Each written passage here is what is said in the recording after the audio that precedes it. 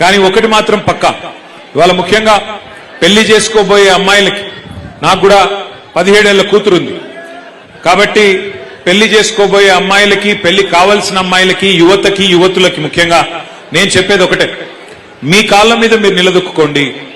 ఆర్థికంగా మీరు ఇండిపెండెంట్ గా ఉంటే, ఫైనాన్షియల్ గా ఇండిపెండెంట్ గా ఉంటే తప్పకుండా సమాజంలో గుర్తింపు, గౌరవం అన్ని కూడా ఆటోమేటిక్ గా వస్తాయి. ఎంతసేపు మనం ఇంకెవరి మీద డిపెండెంట్ ఉండే పరిస్థితి ఉంటే, వేరే వాళ్ళ మీద ఆధారపడే పరిస్థితి ఉంటే మరి దానివల్ల వచ్చే ఇబ్బందులు మీరు అడగొచ్చు, మీ ఇంట్లో అమ్మని అడగొచ్చు లేదా పెద్దవాళ్ళని అడగొచ్చు, చెప్తారు.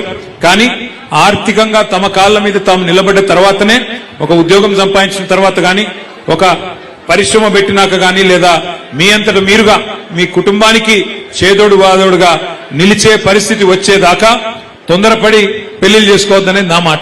ఎందుకంటే నా సూచన కూడా, ఎందుకంటే వాస్తవానికి ఎన్ని చెప్పినా తొందరపడి పెళ్లిళ్ళు చేస్తూ ఉంటారు మన దేశంలో.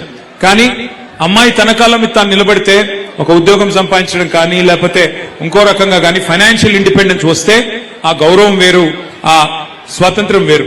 కాబట్టి తప్పకుండా ఈ మహిళా దినోత్సవం సందర్భంగా భవిష్యత్తులో మళ్లీ అధికారంలోకి మీ ఆశీర్వాదంతో వచ్చిన తర్వాత మరిన్ని కార్యక్రమాలు, భరోసా, సఖీ, షీ టీమ్స్, కేసీఆర్ కిట్లు, కళ్యాణ్ లక్ష్మి ఇట్లాంటి ఎన్నో కార్యక్రమాలు, వీహబ్ లాంటి కార్యక్రమాలు ఎన్నో చేసుకున్నాం.